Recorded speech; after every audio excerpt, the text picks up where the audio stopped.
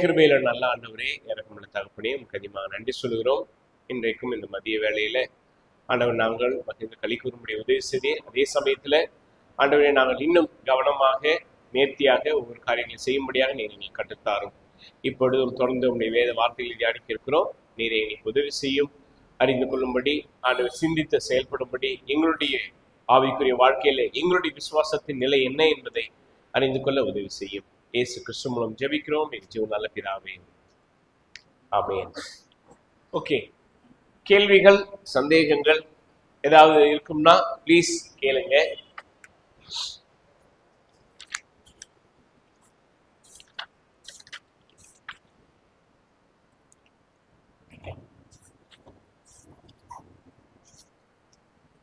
கேள்விகள் mic mic mic mic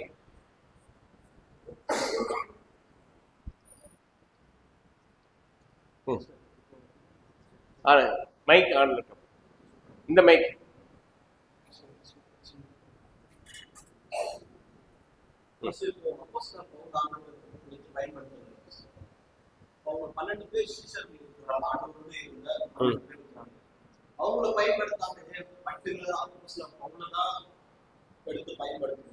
okay. ஆண்டவராகிய இயேசுவானவர் இந்த 12 சீஷர்களை இவர்களுக்கு பிரத்யேகமா கொடுக்கப்பட்ட ஒரு ஊழியம் தரிசனம் என்ன அப்படின்னு பாத்தீங்கன்னா, நம்ம அப்போஸ்தலர் 1:8 நம்ம படிக்கிறோம். எடுங்களேன், அப்போஸ்தலர் 1:8. ஆண்டவர் எதற்கு பவுல் அவர்களை புறஜாதிகள் மத்தியில குறிப்பா அவரை எடுத்து பயன்படுத்தணும்? இந்த 12 பேருக்கு கொடுக்கப்பட்ட ஊழியம் என்ன? அப்போஸ்தலர் 1:8.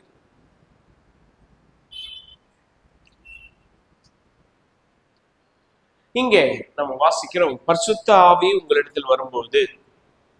எடுத்துட்டீங்களா? அப்போஸ்தலர் 1ஆம் அதிகாரம் 8வது வசனம். பரிசுத்த ஆவி உங்களிடத்தில் வரும்பொழுது நீங்கள் பலனடைந்து எருசலேமிலும் யூதேயா முழுவதிலும் சமரியாவிலும் பூமியின் கடைசி பரியந்தமும் எனக்கு சாட்சிகளாய் இருப்பீர்கள்.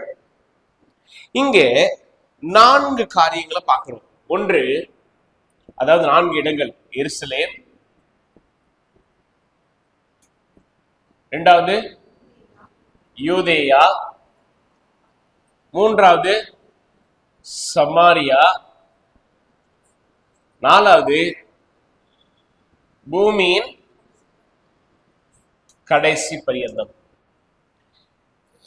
இந்த 12 சீஷர்களுக்கும் பிரத்யேகமா ஆண்டவராகிய இயேசுவானவர் கொடுத்த ஒரு தரிசனம். என்ன சொல்ல போனா, கொடுத்த திட்டம்.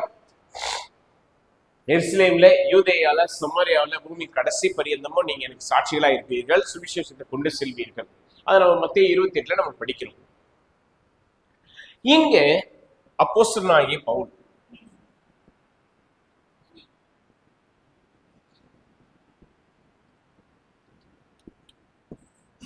இப்ப கேள்வி என்னன்னா, ஆண்டவர் ஏன் இந்த 12 சீஷர்களை பயன்படுத்தாம அப்போஸ்தலனாகிய பவுலை பயன்படுத்தி மற்ற இடங்கள்ல சுவிசேஷத்தை கொண்டு செல்லணும்? போர்டு தெரியலீங்களா? ஓகே, இப்போ ஓகேங்களா? ஓகே. முதல் காரணம், இங்கே ஆண்டவர், அதாவது ஆண்டவர் இயேசுவானவர் சீஷர்களுக்கு கொடுத்த ஒரு கட்டளை என்னன்னா, முதலாவது யூதர்கள் மத்தியில தேவனுடைய ராஜ்யத்தை குறித்து பிரசங்கியுங்கள். யூதர்களை அல்லாமல் மற்றவர்களிடத்தில் இந்த சீஷர்கள் முதல்ல போல. ஏன் அப்படின்னா, குறைந்த புரிந்துணர்வு, குறைந்த ஞானம், குறைந்த அனுபவம், எல்லாவற்றிலும் இவர்கள் இன்னும் ஆயத்தமா இல்லை. ஆனா அப்போஸ்தலர் 1ஆம் அதிகாரத்துல படிக்கிறோம், கர்த்தராகிய இயேசுவானவர் மரித்து 3ஆம் நாள் உயிரோடு எழுந்து 40 நாட்கள் இந்த சீஷர்களோடு தங்கியிருந்து எல்லாவற்றையும் இவர்களுக்கு ஞாபகப்படுத்துகிறார், நினைப்பூட்டுகிறார், கற்றுக் கொடுக்கிறார். கடைசியா அவர் சொல்றாரு, பரிசுத்த ஆவியானவர் உங்களுக்கு கொடுக்கப்படும். நீங்க இந்தந்த இடங்கள்லாம் எனக்கு சாட்சிகளா இருப்பீர்கள். பசங்க இனிஷியலா ஆரம்பத்துல என்ன ப்ராப்ளம் பாத்தீங்கன்னா, இந்த 12 சீஷர்களும் எருசலேம்ல யூதேயா இந்த 2 இடத்துல மட்டும்தான் ஆண்டவராகிய இயேசுவை பற்றி அறிவித்தார்கள். அவர்கள் சமாரியாக்கெல்லாம் போகவே இல்லை. என்ன அப்படின்னா, யூதர்கள் சமாரியர்களோட என்ன கிடையாது, சம்பந்தம் கலக்க மாட்டாங்க. நம்ம யோவான் 4ஆம் அதிகாரத்துல நம்ம படிக்கிறோம். சமாரியர்களை முற்றிலும் வெறுக்கக்கூடியவர்கள். சோ இந்த 12 சீஷர்கள் முழுக்க முழுக்க இந்த எருசலேமில் யூதேயில மட்டும்தான் சேர்ந்து இணைந்து என்ன பண்ணாங்கன்னா, ஆண்டவராகிய இயேசுவின் ரட்சிப்பின் சுவிசேஷத்தை பிரசங்கித்தார்கள். எப்ப இவங்க சமாரியாவுக்கு போனாங்கன்னா, ஸ்தேவான் இரத்த சாட்சியாக மரித்த பிற்பாடு, அதாவது இந்த 2 இடங்களிலும் துன்பம் உபத்திரவம் வந்ததுனால சீஷர்கள் கூட்டம் சிதறடிக்கப்பட்டது. அப்போஸ்தலர் 8ஆம் அதிகாரத்துல நம்ம படிக்கிறோம். சீஷர்கள் எருசலேம்ல இருந்த அந்த உபத்திரவத்தினால ஆங்காங்கே எல்லாரும் என்ன பண்ணாங்கன்னா சிதறடிக்கப்பட்டார்கள். இதுவும் ஆண்டவருடைய திட்டத்தில் இருக்கிறது. ஏன்னா இந்த சீஷர்கள் ஆப்வியஸ்லி இந்த இடத்துல மட்டும்தான் இருந்தாங்க தவிர அவங்க சமரியாவுக்கு போகணுன்ற அந்த எண்ணம் இல்லை. சோ அப்போஸ்தலர் 8ஆம் அதிகாரத்துல நம்ம பார்க்கிறோம், சமரியால யார் போறா? பிலிப்பு போறாரு. அங்க போய் அங்க இருக்கிற மக்களுக்கு ஆண்டவராகிய இயேசுனுடைய சுவிசேஷத்தை அறிவிக்கிறாரு. அங்க இருக்கிறவங்க ரட்சிக்கப்படுறாங்க, இயேசுவை ஏற்றுக்கொள்ளுகிறார்கள். ஸ்டில் இதுவரைக்கும் தான் நடந்தது. ஆனா இன்னும் ஒரு காரியம் இருக்கு. என்னன்னா, பூமியின் கடைசி பரியந்தம் இந்த 12 சீஷர்களும் குறிப்பாக யூதர்கள் மத்தியில, எருசலேம்ல இருக்கக்கூடிய யூதர்கள் மத்தியில அவர்கள் சுவிசேஷத்தை பிரசங்கித்தார்கள் ஒழிய புறஜாதியார்களை சந்திக்க வேண்டும், அவர்களுக்கும் ரட்சிப்பின் சுவிசேஷ வார்த்தைகளை சொல்லணும்ன்ற அந்த ஆர்வம், அந்த சிந்தனை, அந்த எண்ணம் இல்லை. சோ ஆண்டவர் பிரத்யேகமா ஒரு மனிதனை தெரிந்தெடுக்கிறார். யாருன்னு பாத்தீங்கன்னா, அப்போஸ்தலர், அதாவது பவுல் அவர்களை தேர்ந்தெடுத்து அவரை புறஜாதிகளுக்கு அப்போஸ்தலனாக, இன்னும் சொல்ல போனா புறஜாதிகளுக்கு சுவிசேஷத்தை அறிவிக்கும்படியாக அந்த ஒரு அழைப்பும் அந்த ஒரு தரிசனத்தையும் பவுல் அவர்கள் தருகிறார். நம்ம அப்போஸ்தலர் 14ஆம் அதிகாரத்திலே நம்ம படிப்போம். எடுங்களேன், அப்போஸ்தலர்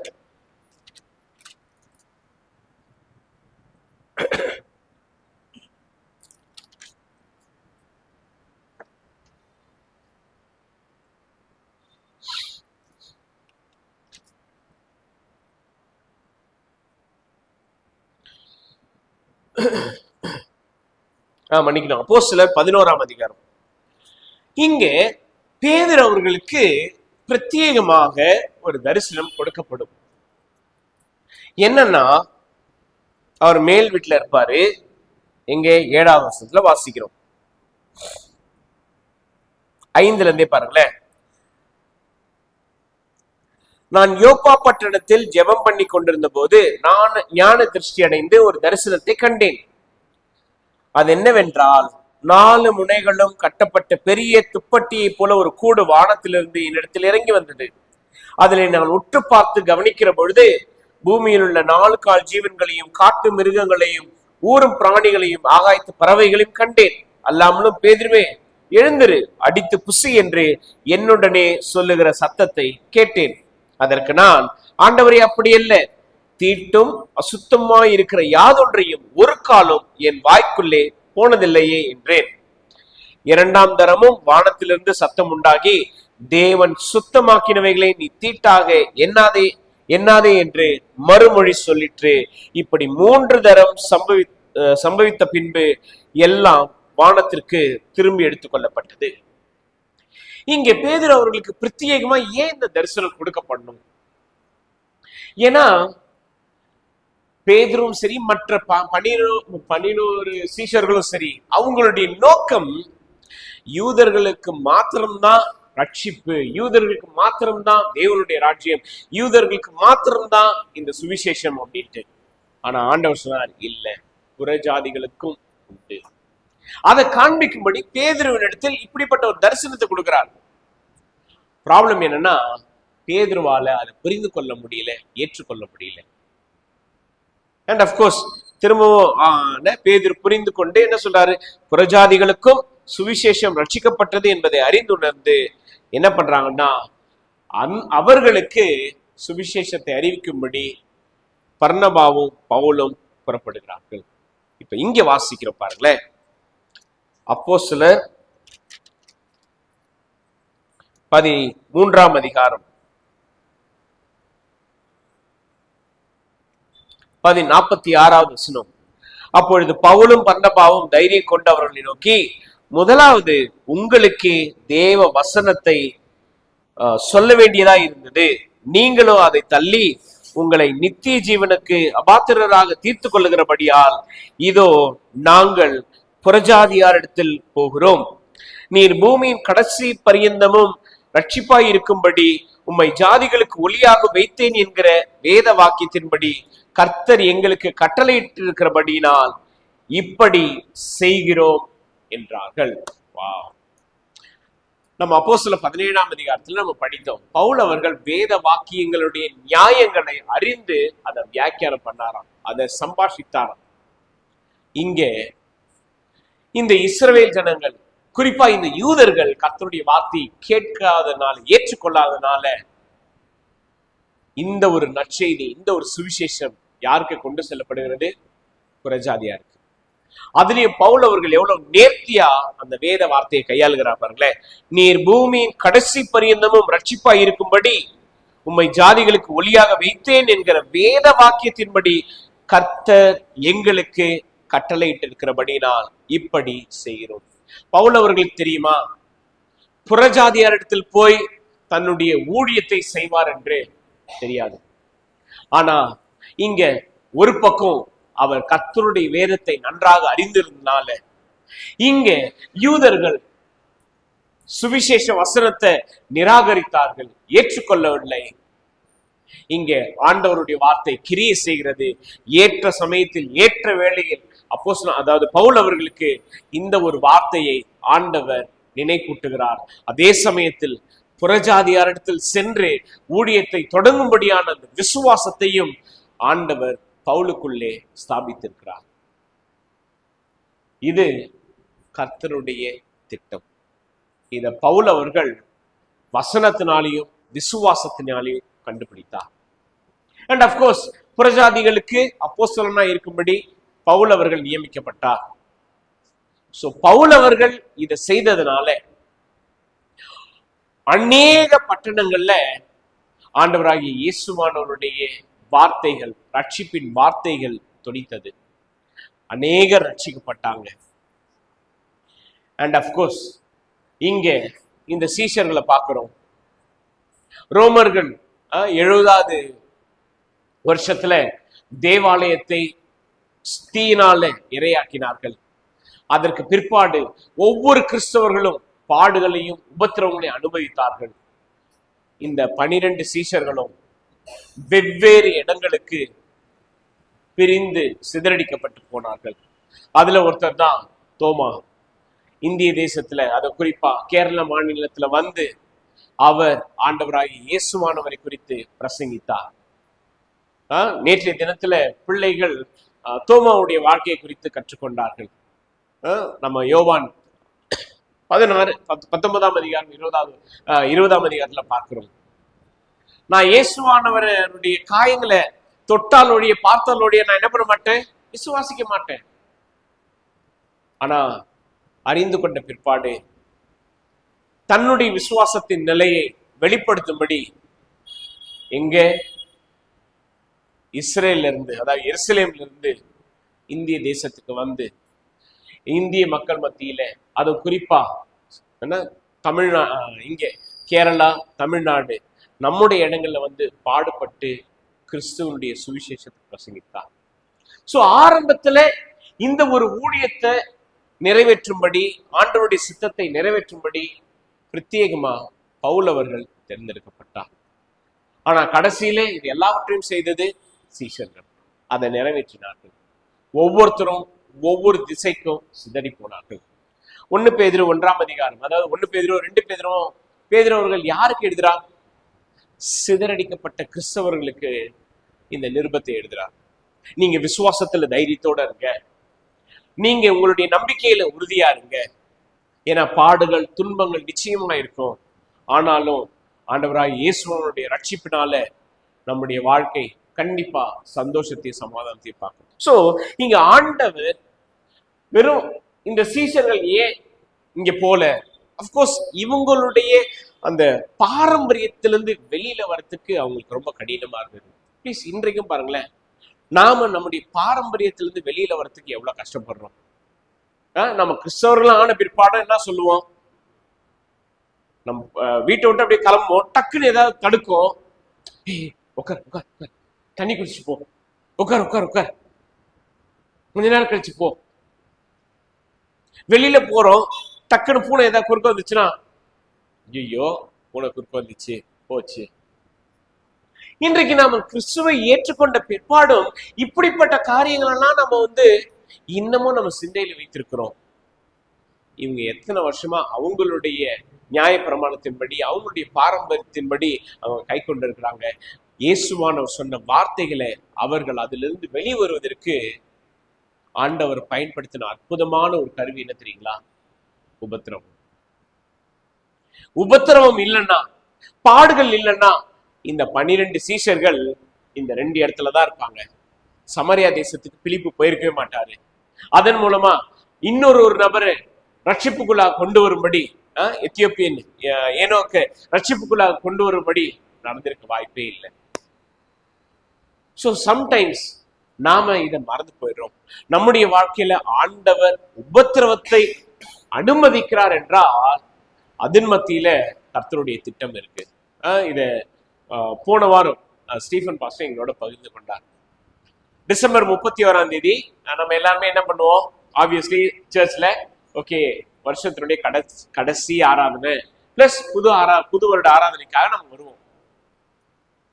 நான் வாழ்த்துக்களை தெரிவிக்கிறதுக்காக போன் பண்றேன், ஹாஸ்பிட்டல்ல இருக்கிறேன் அப்படின்னு. ஏன் மணி 7:30 என்னாச்சு? இல்ல ரொம்ப பயங்கரமான ஒரு எனக்கு முதுகு வலி, சுத்தமா என்னால் முடியல, ஹாஸ்பிட்டல்ல நான் ட்ரிப் போட்டுட்டு இருக்கேன், இன்னும் கொஞ்ச நேரத்துல சர்ச்சு கிளம்பி போடும். சரி, ஆனா இதன் மத்தியிலையும் ஆண்டவருடைய அற்புதமான வழிநடத்துதலையும் சித்தத்தையும் பாக்குறேன்னு சொன்னார். நான் கேட்டேன், எப்படி என்னாச்சு? 2 நாள், அதாவது வருட கடைசிக்காகவும் அதே சமயத்துல குடும்பம்காக ஒரு சில ஆயத்த காரியங்களுக்காக நாங்கள் திருச்சி போயிருந்தோம். ஸோ வேலையெல்லாம் முடிச்சு திரும்பி வரும்போது பயங்கரமான ஒரு வலி, முடியல. ஹாஸ்பிட்டல்ல போய் சரி இன்ஜெக்ஷன் போடலான்னு பார்த்தா அவங்க ரொம்ப வீக்கா இருக்கு. ஓகே ட்ரிப் போட்டாங்க, அப்புறம் இன்ஜெக்ஷன் போட்டாங்க, வலி போகவே இல்லை. அப்புறம் என்ன சொன்னாங்கன்னா, இல்லை நீங்க அட்மிட் ஆகி செக் பண்ணி பார்க்கணும், ஸ்கேன் எடுத்து பார்க்கணும், அது எதனால இந்த பெயின் இருக்கு அப்படின்னு தெரிஞ்சுக்கணும். மேபி கைண்ட் ஆஃப் என்ன கிட்னி ஸ்டோனா இருக்கலாம், இல்லை வேற ஏதாவது இஷ்யூவா இருக்கலாம், நம்ம ஸ்கேன் எடுத்து பார்க்கலாம். உடனே அவர் சொன்னா, இல்லை எனக்கு சர்ச்ல மீட்டிங் இருக்கு, நான் போறேன், அதுக்கப்புறம் பார்த்துக்கலாம் அப்படின்ட்டு அவர் திருச்சியில இருந்து திரும்ப அவர் இருக்கிற இடத்துல விசுவாச சபைக்கு அங்க இருக்கிற அவருக்கு தெரிந்த ஒரு மருத்துவரை போய் பார்த்து இந்த மாதிரி பெயின் இருக்கு அப்படின்னு சொல்லி பேசிட்டு மருந்து மாத்திரைலாம் வாங்கலாம் அப்படின்ட்டு அவரை பேசிட்டு இருந்தாராம். அந்த சமயத்துல அந்த மருத்துவருடைய துணைவியார் அவங்க அப்பப்போ சபைக்கு வந்துட்டு போவாங்க. அவங்க பாஸ்டர் பார்த்த உடனே, ஐயோ உங்ககிட்டதான் நான் பேசணும்ட்டு என் உள்ளத்துல ஒரு பாரமா ஒரு தவிப்போட இருந்த, நல்ல வேலை உங்களை நேர பார்த்துட்டேன். உடனே சொல்றாங்க, சரி என்ன பிரச்சனை, என்ன காரியம் சொல்லுங்க அப்படின் பொழுது அவங்களுடைய சூழ்நிலைகளை பகிர்ந்து கொண்டாங்களாம். இப்படிப்பட்ட ஒரு காரியத்துல நான் என்ன செய்யணும், இதுல நான் எந்த அளவுக்கு கவனமா செயல்படணும், நீங்க எனக்கு ஆலோசனை கொடுங்க அப்படின்னு. சோ அவர் சொல்லும் பொழுது, என்னுடைய இந்த ஒரு சூழ்நிலையிலும் ஆண்டவர் இன்னொரு ஆத்மாவுக்கு அவருடைய வார்த்தையினால ஆறுதலையும் அந்த ஒரு சூழ்நிலையில கர்த்தருடைய வழியில நடக்கும்படியான அந்த ஆலோசனைகளை கொடுத்தாங்க.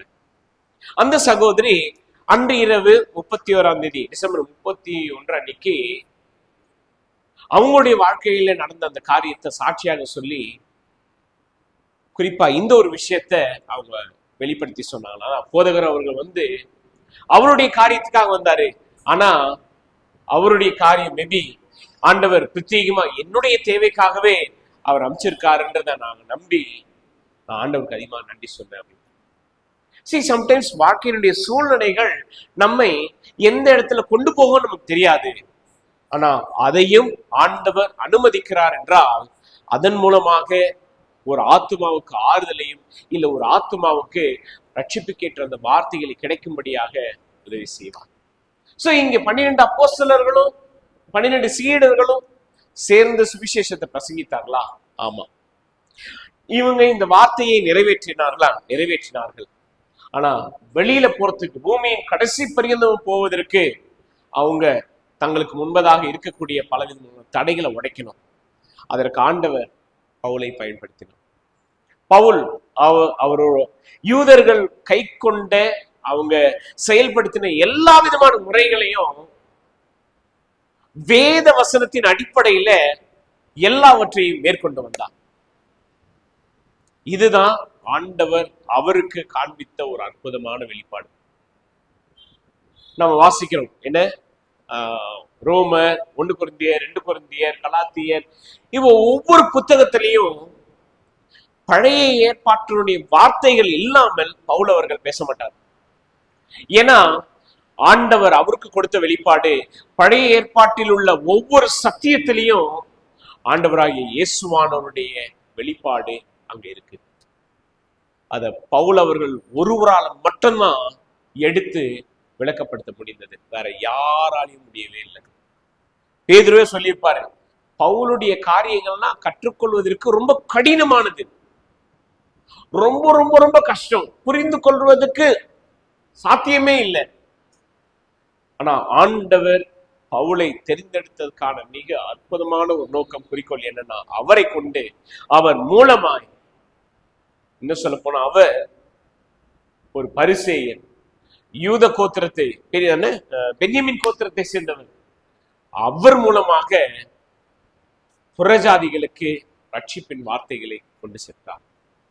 சோ பவுல் ஒருவரை கொண்டு இந்த 12 சீடர்கள் பூமியினுடைய கடைசி பரியந்தம் வரைக்கும் சென்று ஊழியம் செய்யும்படி, சுவிசேஷத்தை அறிவிக்கும்படி அவர் மூலமா செயல்பட்டார். சோ பவுலுடைய ஊழியமும் வாழ்க்கையும் முக்கியமா? முக்கியம். அதே சமயத்தில் 12 சீஷர்களுடைய வாழ்க்கையும் ஊழியம் முக்கியமா? முக்கியம். சோ இதுல இவர் தான் ஸ்பெஷல் அப்படின்னு நம்ம சொல்ல முடியாது. ஆனா பிரத்யேகமா குறிப்பிட்டு சொல்லணும்னா, அப்போஸ்தலனாகிய பவுல் அவர்கள் ஒருவரால் மட்டும்தான் பழைய ஏற்பாட்டில் இருக்கக்கூடிய ஒவ்வொரு வார்த்தைகள், அதாவது ஆகமங்களா இருந்தாலும் சரி, தீர்க்க தரிசிக புத்தகங்களாக இருந்தாலும் சரி, அதே சமயத்துல வரலாறு புத்தகங்களாக இருந்தாலும் சரி, ஒவ்வொரு புத்தகத்திலையும் கர்த்தராகிய இயேசுவானவருடைய மகிமையை அவர் பார்த்தாரு, அவரை குறித்து விளக்கப்படுத்தினார். கலாத்தியர் 4ஆம் அதிகாரம் 5ஆம் அதிகாரம் பாருங்களேன், இருக்கிறதுல ரொம்ப டஃப்பான ஒரு சாப்டர். ஆபிரகாமுடைய சந்ததி சாராள் மூலமாக, ஆகார் மூலமாக அதை விளக்கப்படுத்தி சொல்லியிருப்பார். ரொம்ப ரொம்ப ரொம்ப கடினமான ஒரு அதிகாரம். அதை இஸ்ரவேலர்கள், அது குறிப்பா அப்போஸ்தலர்கள் அதெல்லாம் புரிந்து கொள்றதுக்கு ரொம்ப கடினம். பேதுரு சொல்றார், ரொம்ப கடினமான வார்த்தைகள். ஆனா அப்படிப்பட்ட ஒரு வெளிப்பாடை ஆண்டவர் பவுல் அவர்களுக்கு தான் கொடுத்தார். ஏன்னா அவர் வேத வாக்கியங்களை ஆழமாக கற்றறிந்து அதுல வல்லவனா இருந்தார். கர்த்தருடைய வார்த்தையின் ஞானம் அவருக்கு அதிகமாக இருந்தது. அதனால்தான் அவரால் இத்தனை நிருபங்களை, குறிப்பா கர்த்தராகிய இயேசுவானவரை பழைய ஏற்பாட்டு புத்தகங்கள்ல இருந்து எடுத்து எழுத முடிந்தது. இல்லைன்னா இது சாத்தியமே கிடையாது. சோ ஆண்டவர் அவரை ஒரு பிரத்யேகமான திட்டத்துக்காக, நோக்கத்துக்காக தெரிந்தெடுத்து புறஜாதிகளுக்கு என்று அவரை அப்போஸ்தலனாக ஏற்படுத்தினார். சோ அவருடைய பங்கு முக்கியம், இங்க 12 சீஷர்கள் இவர்களுடைய பங்கும் முக்கியம். ஓகேங்களா? இது புரிஞ்சுதுங்களா? ஓகே. ஏன்னா நம்ம கொஞ்சம் இதை டீட்டெயிலா எக்ஸ்பிளைன் பண்ணாதான் புரியும். ஏன்னா ஆல் ஆஃப் a sudden நம்ம just like that, okay Paul இதுக்காக தான் நியமிக்கப்பட்டிருக்காரு, இதெல்லாம் செஞ்சாரு இல்ல. இந்த அப்போஸ்தலர் 1:8 அடிப்படையில நம்ம இதை பார்க்கிறோம். அண்ட் அப்கோர்ஸ் அப்போஸ்தலர் 14ஆம் அதிகாரத்திலேயே நம்ம பார்த்தோம். 13ல இதை நம்ம பிரத்யேகமா அப்போஸ்தலர் 9ஆம் அதிகாரத்திலேயே நம்ம பார்ப்போம். அப்போஸ்தலர் 9ல பாருங்களேன், அனனியாவிடம் கர்த்தர் சொல்லுவார். அதற்கு கர்த்தர் 15வது, நீ போ, அவன் புறஜாதிகளுக்கும் ராஜாக்களுக்கும் இஸ்ரவேல் புத்திரருக்கும் என்னுடைய நாமத்தை அறிவிக்கிறதுக்காக நான் தெரிந்து கொண்ட பாத்திரமா இருக்கிறான். ஸ்பெசிபிக்கா புறஜாதிகளுக்கு சுவிசேஷத்தை அறிவிக்கும்படி, சுவிசேஷத்தை கொண்டு செல்லும்படி பவுல் அவர்கள் தேர்ந்தெடுக்கப்பட்டார். ஓகேங்களா? ஓகே, வேற ஏதாவது கேள்விகள்? வேற ஏதாவது கேள்விகள், சந்தேகங்கள்?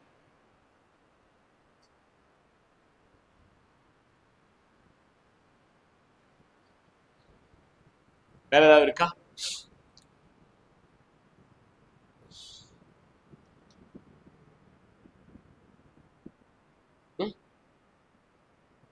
கேள்விகள்? ஓகே, நம்ம 1 தெசலோனிக்கேயர் 2ஆம் அதிகாரத்துக்கு திருப்போம். 1 தெசலோனிக்கேயர் 2. நம்ம போன செஷன்ல இந்த 2 காரியங்கள் நம்ம பார்த்தோம். இந்த தெசலோனிக்கே சபை மக்கள் மாதிரிகளாய் இருந்தார்கள், மாதிரிகள் ஆனார்கள் என்று நம்ம படித்தோம். எதுல? கர்த்தருடைய வார்த்தையில, விசுவாசத்துல. அதே சமயத்துல இவர்கள் எந்த அளவுக்கு கர்த்தருடைய வார்த்தையிலிருந்து பவுல் அவர்கள் தன்னுடைய முன்மாதிரியான ஒரு வாழ்க்கையில் காண்பித்தார்கள். ஓகே, அதை குறித்து நம்ம பார்த்தோம். சோ இங்க 1 தெசலோனிக்கேயர் 2ஆம் அதிகாரத்துல நம்ம பார்க்கிறோம் 13வது வசனத்துல இருந்து, இங்க இவர்கள் எப்படி தங்களுடைய விசுவாசத்தை இந்த அளவுக்கு உறுதியாக ஆழமாக வளர்த்துக் கொள்ளும்படி முற்பட்டார்கள். நம்ம படித்தோம், இவர்கள் கர்த்தருடைய வார்த்தையை கேட்டது மாத்திரமல்ல, ஏற்றுக்கொண்டார்கள், மனம் திரும்பினார்கள், தங்களுடைய பழைய வாழ்க்கையை விட்டு ஆண்டவராகிய இயேசு கிறிஸ்துவை ஏற்றுக்கொண்டார்கள் என்று நம்ம படித்தோம். இங்க பிரத்யேகமா பவுல் அவர்கள் இவங்க எப்படி கர்த்தருடைய வார்த்தையை கேட்டார்கள் என்பதை இங்க விவரித்து சொல்லுகிறார். 13வது வசனத்தை பாருங்களேன். ஆகையால் நீங்கள் தேவ வசனத்தை எங்களாலே கேள்விப்பட்டு ஏற்றுக்கொண்ட போது அதை மனுஷர் வசனமாக ஏற்றுக்கொள்ளாமல் தேவ வசனமாகவே ஏற்றுக்கொண்டதினாலே நாங்கள் இடைவிடாமல் தேவனுக்கு ஸ்தோத்திரம் செலுத்துகிறோம். அது மெய்யாகவே தேவ வசனம்தான், விசுவாசிக்கிற உங்களுக்குள்ளே அது பலன் செய்கிறது. எப்படி எனில் சகோதரரே, யூதேயா தேசத்தில் கிறிஸ்து இயேசுக்குள்ளான தேவனுடைய சபைகளை நீங்கள் பின்பற்றுகிறவர்களாகி அவர்கள் யூதராலே எப்படி பாடுபட்டார்களோ அப்படியே நீங்களும் உங்கள் சுய ஜனங்களாலே பாடுபட்டீர்கள். சோ இங்க பவுல் அவர்கள் எப்படி இந்த தெசலோனிக்கே சபை மக்கள் கர்த்தருடைய வார்த்தையை ஏற்றுக்கொண்டார்கள் இங்க வாசிக்கிறோம். 13ல 1, அவர்கள் கேள்விப்பட்டார்கள். ஓகே,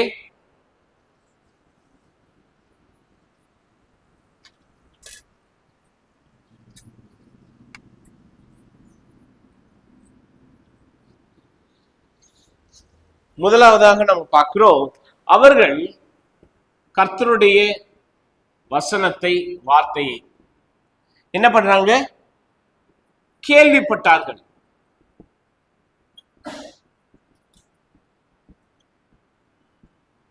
இரண்டாவது நம்ம என்ன படிக்கிறாங்க? 1 தெசலோனிக்கேயர் 2ஆம் அதிகாரம் பாருங்களேன், 13வது வசனத்துல கேள்விப்பட்டு ஏற்றுக்கொண்டார்கள்.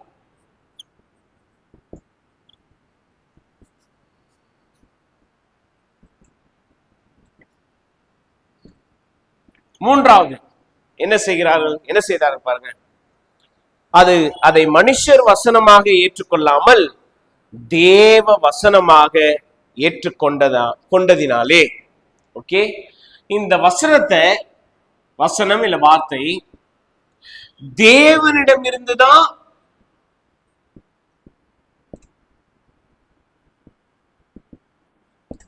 தேவனிடமிருந்து வந்தது என்பதை அவர்கள் உறுதியாக நம்பினார்கள். அடுத்ததாக நம்ம பார்க்கிறோம் அதே 13வது வசனத்துல, அது மெய்யாகவே தேவ வசனம் தான். அதாவது இதுதான் சத்தியம். ஆங்கிலத்துல நல்ல ஒரு வார்த்தை ட்ரூத். இந்த வார்த்தை தான் சத்தியம். அதே 13வது வசனத்துல வாசிக்கிறோம், விசுவாசிக்கிற உங்களுக்குள்ளே அது பலன் செய்கிறது. இங்கே தெசலோனிக்கே சபையில் உள்ள இந்த விசுவாசிகள் கர்த்தருடைய வசனத்தை அவங்க வெறும் வசனமாக வார்த்தையாக கேட்டது மாத்திரமல்ல, அவர்கள் ஏற்றுக்கொண்டார்கள். ஏற்றுக்கொண்டது மாத்திரமல்ல, இந்த ஒரு வசனம் தேவனிடத்திலிருந்து நமக்கு வந்தது. ஈவன் தோ பவுல் அவர்கள், சீலா அவர்கள், தீமோத்தேயு அவர்கள் பேசினாலும் என்ன சொல்றாரு, அதை மனுஷர் வசனமாக ஏற்றுக்கொள்ளல. இன்றைக்கு நான் இங்க இருந்து பேசுறேன்னா இது என்னுடைய வார்த்தை அல்ல, நான் ஜஸ்ட் ஒரு இன்ஸ்ட்ருமெண்ட், நான் ஜஸ்ட் ஒரு கருவி, அவ்வளவுதான். என் மூலமாக இங்கே வேத வசனம் உங்களுக்கு கொடுக்கப்படுகிறது. இந்த வார்த்தை, இந்த வார்த்தைக்கு சொந்தக்காரர், இந்த வார்த்தைக்கு வல்லமை எங்கிருந்து? தேவனிடமிருந்து வருகிறது. அண்ட் அப்கோர்ஸ் இந்த வார்த்தை சத்தியம் நிறைந்த ஒரு வார்த்தை. இந்த வார்த்தையில் சற்றும் பொய்யில்லை, பிழையில்லை, சற்றும் எந்த ஒரு விதத்திலையும் மாய்மாலமோ இல்ல வெறுமையோ கிடையாது. சத்தியம் நிறைந்த வார்த்தை. இந்த வார்த்தை தான் ஒவ்வொருடைய இருதயத்துல, ஒவ்வொருத்தவங்களுடைய வாழ்க்கையில பலன், அதாவது இங்க வாசிக்கிறோம், கிரியை செய்கிறது. அதான் நம்ம இங்க படிக்கிறோம் 13வது வசனத்துல, விசுவாசிக்கிற உங்களுக்குள்ளே அது பலனும் செய்கிறது. கர்த்தருடைய வார்த்தையினுடைய வல்லமையை நம்ம பார்க்கிறோம். ஆங்கிலத்துல ரொம்ப அருமையான ஒரு வார்த்தை இது, எஃபெக்டிவ்லி ஒர்க்கிங். அதாவது கர்த்தருடைய வார்த்தை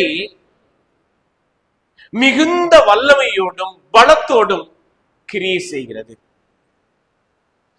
இந்த 5 காரியங்களையும் அப்போஸ்தலனாகிய பவுல் அவர்கள் இந்த தெசலோனிக்கே சபை மக்கள் வார்த்தையை கேட்டதினால் எப்படி அவர்களுடைய அந்த கேட்ட அந்த வசனம் கிரியை செய்கிறது என்பதை இங்க விளக்கப்படுத்துகிறார். இந்த ஜனங்கள் கர்த்தருடைய வார்த்தையை இப்படிதான் கேட்டு ஏற்றுக்கொண்டார்கள். நம்ம இதை யோவான் 1ஆம் அதிகாரம் 12வது வசனத்துல வாசிக்கிறோம். என்ன வாசிக்கிறோம்? அவருடைய தேவனுடைய நாமத்தின் மேல் விசுவாசம் உள்ளவர்களாய் அவரை ஏற்றுக்கொண்டவர்கள், அவரை ஏற்றுக்கொண்டவர்கள் எத்தனை பேர்களோ அத்தனை பேர்களும் தேவனுடைய பிள்ளைகள் ஆகும்படி அவருக்கு அதிகாரம் கொடுத்தார். அதிகாரம் என்று சொல்லும் பொழுது என்ன தெரியுங்களா? தேவனுடைய பிள்ளைகளா இருக்கும்படியான அந்த ஸ்லாக்கியத்தை கொடுத்தார். சோ இங்க அதனுடைய சாராம்சத்தை நம்ம பார்க்கிறோம். இந்த தெசலோனிக்கே சபை மக்கள் இவ்வண்ணமாக கர்த்தருடைய வார்த்தையை கேட்டார்கள், ஏற்றுக்கொண்டார்கள், அது சத்தியம் என்பதை உணர்ந்தார்கள், அறிந்து கொண்டார்கள். இந்த வார்த்தை மனிதனிடத்திலிருந்து அல்ல, தேவனிடத்திலிருந்து வந்திருக்கிறது, நம்மை தேடி வந்திருக்கிறது. நம்முடைய வாழ்க்கையில் இந்த வார்த்தையினால் மாத்திரம்தான் கிரியையும் பலமும் செய்ய முடியும் என்பதை உணர்ந்தார்கள். அவர்கள் வளர்ந்தார்கள், விசுவாசத்துல பலப்பட்டார்கள், விசுவாசத்துல உறுதியாக தரித்திருந்தார்கள். பிரச்சனைகள், போராட்டங்கள், துன்பங்கள், சூழ்நிலைகள், ஏன் ஈவன் இங்கே இந்த யூதர்கள் தீர்க்கதரிசிகளை கொலை செய்தார்கள், ஆண்டவராகிய இயேசுவை கொலை செய்தார்கள். இந்த தெசலோனிக்கே சபையில் உள்ள விசுவாசிகளை கொலை செய்யறதுக்கும் அவங்க தயங்க மாட்டாங்க. ஆனா அப்படி இருந்தும் அவர்கள் கர்த்தருடைய வார்த்தையினுடைய வல்லமையை கண்டார்கள். இன்றைக்கும் ப்ளீஸ் இந்த நோட்ஸ்ல பாத்தீங்கன்னா கர்த்தருடைய வார்த்தையினுடைய வல்லமை குறித்தான மிக முக்கியமான 5 வேத பகுதிகளை நாம இங்க பார்க்கிறோம். முதல் வேத பகுதி சங்கீதம் 19 7வது வசனத்திலிருந்து 11வது வசனம் முடிய. ஓகே, கர்த்தருடைய வேதம் குறைவற்றதும் ஆத்துமாவை உயிர்ப்பிக்கிறதுமா இருக்கிறது. கர்த்தருடைய சாட்சி சத்தியமும் பேதையை ஞானியாக்குகிறதுமா இருக்கிறது. கர்த்தருடைய வார்த்தைக்கு அந்த வல்லமை இருக்கிறது. அடுத்ததாக இன்னொரு வேத பகுதியை நம்ம பார்க்கிறோம். ஏசாயா தீர்க்கதரிசி புத்தகம் 55ஆம் அதிகாரம் 10வது வசனம் 11வது வசனம். என்ன வாசிக்கிறோம் நம்ம?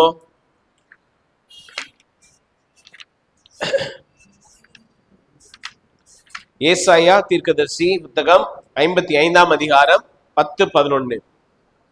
மாரியும் உறைந்த மழையும் வானத்திலிருந்து இறங்கி அவ்விடத்திற்கு திரும்பாமல் பூமியை நனைத்து அதன் முளை கிளம்பி விளையும்படி செய்து விதைக்கிறவனுக்கு விதையையும் புசிக்கிறவனுக்கு ஆகாரத்தையும் கொடுக்கிறது போல அப்படியே என் வாயிலிருந்து புறப்படும் வசனமும் இருக்கும்.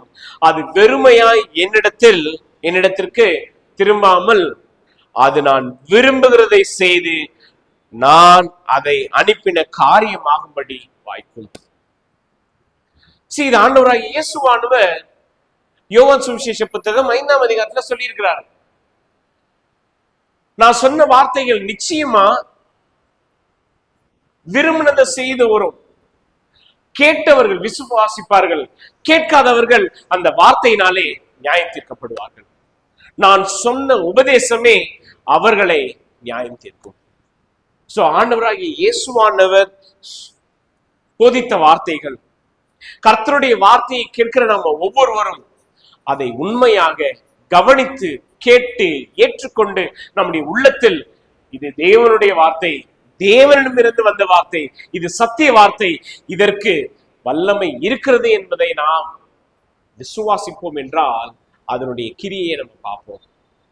இல்ல அதை நாம மறுதளித்தோம் என்றால், அதை நாம உதாசீனப்படுத்தினோம் என்றால் அவருடைய அந்த வார்த்தைகள்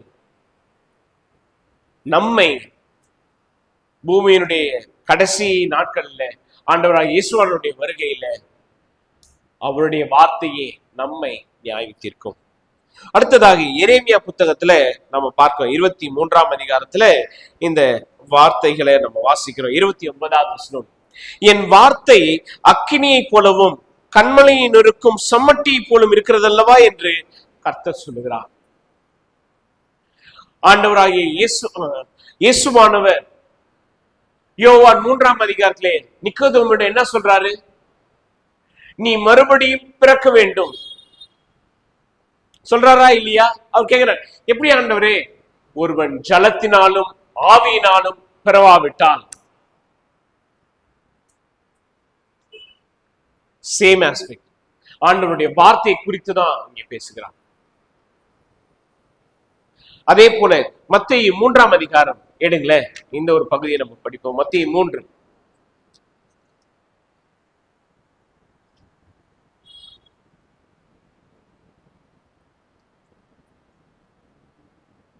பதினோராவது வசனம். மத்தேயு 3:11. மனம் திரும்புதலுக்கென்று நான் ஜலத்தினால் உங்களுக்கு ஞானஸ்நானம் கொடுக்கிறேன். எனக்கு பின் வருகிறவரோ என்னிலும் வல்லவராயிருக்கிறார். அவருடைய பாதரட்சைகளை சுமக்கிறதுக்கு நான் பாத்திரன் அல்ல. அவர் பரிசுத்த ஆவியினாலும் அக்கினியினாலும் உங்களுக்கு ஞானஸ்நானம் கொடுப்பார். இங்க நம்ம பார்க்கிறோம், அக்கினி எதை குறிக்குது? கர்த்தருடைய வார்த்தை. சோ அவருடைய வார்த்தை நிச்சயமா ஆண்டவர் விரும்புகிறதை செய்து முடிக்கும். கடைசியாக புதிய ஏற்பாட்டுல நம்ம இன்னும் 2 வேத பகுதிகளை நம்ம பார்க்கிறோம். 2 பேதுரு 1ஆம் அதிகாரம். இதுல வாசிக்கிறோம் என்ன? வேதத்தில் உள்ள 20வது வசனம். வேதத்தில் உள்ள எந்த தீர்க்க தரிசனமும் சுய தோற்றமான பொருளை உடையதாயிராது என்று நீங்கள் முந்தி அறிய வேண்டியது. தீர்க்க தரிசனமானது ஒரு காலத்திலும் மனுஷருடைய சித்தத்தினால் உண்டாகவில்லை. தேவனுடைய பரிசுத்த மனுஷர்கள் பரிசுத்த ஆவினாலே ஏவப்பட்டு பேசினார்கள். சோ இங்க கர்த்தருடைய வார்த்தையை குறித்து நம்ம பார்க்கிறோம். அதே சமயத்துல 2 தீமோத்தேயு 3ஆம் அதிகாரம் 16வது வசனம். வேத வாக்கியங்கள் எல்லாம் தேவ ஆவியினால் அருளப்பட்டிருக்கிறது. தேவனுடைய மனுஷன் தேறினவனாகவும் எந்த நற்கிரியையும் செய்ய தகுதி உள்ளவனாய் இருக்கும்படிக்கு அவைகள் உபதேசத்துக்கும் அவைகள் கடிந்து கொள்ளுதலுக்கும் அவை சீர்திருதலுக்கும் அது மாத்திரமல்ல நீதியை படிப்பிக்கிறதற்கும் பிரயோஜனம் உள்ளவைகளாய் இருக்கிறது. இதுதான் கர்த்தருடைய வார்த்தையினுடைய வல்லமை. இந்த வல்லமையை இந்த தெசலோனிக்க சபை மக்கள் அந்த வார்த்தையை கேட்டு ஏற்றுக்கொண்டு அவர்கள் முழு மனதோடு விசுவாசித்ததுனால அந்த வல்லமையை பார்த்தார்கள். இன்றைக்கும் நாமும் கூட கர்த்தருடைய வார்த்தையை அவ்வண்ணமாக கேட்டு ஏற்றுக்கொண்டு விசுவாசித்து இது சத்தியம், இது தேவனிடத்திலிருந்து வந்தது என்பதை நாம் முழு மனதோடு அறிந்திருப்போம் என்றால் அதனுடைய வல்லமையை நம்ம பார்ப்போம். கர்த்தருடைய வார்த்தையினுடைய வல்லமை எப்படி ஒரு மனிதனை மாற்றும் என்பதற்கு நாம ஒவ்வொருத்தருடைய வாழ்க்கையுமே ஒரு சாட்சி. நம்ம பழைய வாழ்க்கை எப்படி இருந்தது, ஆனா இன்றைக்கு நம்ம கொஞ்சம் மாறி இருக்கிறோம். சுத்தமா மாற்றமே இல்லைன்னு நான் சொல்ல மாட்டேன், கொஞ்சம் மாறி இருக்கிறோம். ஆனா அந்த கொஞ்ச மாற்றம் உண்மையிலேயே நல்ல மாற்றமும், அந்த கொஞ்ச மாற்றம் உண்மையிலேயே வளர்ச்சிக்கான ஒரு மாற்றமா? அதான் ப்ராப்ளம். நாம கர்த்தருடைய வார்த்தையை எப்படி கேட்கிறோம், ஏற்றுக்கொள்ளுகிறோம், அதை நம்முடைய வாழ்க்கையில நம்முடைய இருதயத்துல எப்படி அறிந்து அதனுடைய வல்லமையை பார்க்கிறோம். இன்றைக்கும் நாம் இதை ஆராய்ந்து பார்த்து கர்த்தருடைய வார்த்தையை நாம ஒவ்வொருத்தரும் தனிப்பட்ட முறையில எந்த அளவுக்கு அறிந்து கொண்டு ஏற்றுக்கொள்கிறோம் சிந்தித்து பார்ப்போம். நம்ம மாலை கூட்டத்துக்கு நம்ம ஆயத்தப்படுவோம். கண்களை மூடி நம்ம ஜெபம் செய்வோம். எங்கள் கிருபையில நல்ல ஆண்டவரே, இரக்கமுள்ள எங்கள் பரலோக தகப்பனே, உமக்கு அதிகமாக நன்றி சொல்கிறோம். இன்றைக்கும் நாங்கள் நேரம் எடுத்து உம்முடைய வேத வார்த்தைகளை கற்றுக்கொள்ளும்படி, குறிப்பாக உம்முடைய வேத வசனத்திற்கு வல்லமை இருக்கிறது, அதை எங்களுக்குள்ளே கிரியை செய்கிறது, அதை எங்களுடைய வாழ்க்கையை மாற்றுகிற வல்லமையுடையது என்பதை நாங்கள் அறிந்திருக்கிறோம் அப்பா. ஆனாலும் எங்களுடைய உள்ளத்தால் நாங்கள் அதை முழுமையாக ஏற்றுக்கொண்டு இந்த வார்த்தை, இந்த வசனம் தேவனிடத்திலிருந்து வந்தது, இது சத்தியம் உள்ளது, இது என்னுடைய வாழ்க்கையை மாற்ற திறமை உள்ளது என்பதை நாங்கள் முழுமையாக நம்பி விசுவாசிக்க அறிந்து ஆண்டவரை எங்களுடைய வாழ்க்கையில் செயல்படுத்த செய். இப்பொழுதும் ஆண்டவரே, எங்களுக்கு ஆண்டவரே கொடுக்கப்படுகிற இந்த ஓய்விலே நாங்கள் நல்ல முறையில் எங்களுடைய ஆவியையும் எங்களுடைய உள்ளான மனிதனையும் புதுப்பிக்கும்படி, ஸ்திரப்படுத்தும்படி நீர் எங்களோடு இடைப்படும். உம்முடைய வேத வசனத்தை நாங்கள் தொடர்ந்து தியானிக்கிறவர்களாக, தொடர்ந்து ஆண்டவரே விசுவாசத்தினால் வளர்ச்சியை காணக்கூடியவர்களாக இருக்கும்படி ஆசீர்வதியும். இயேசு கிறிஸ்து மூலம் ஜெபிக்கிறோம் எங்கள் ஜீவன் நல்ல பிதாவே, ஆமீன்.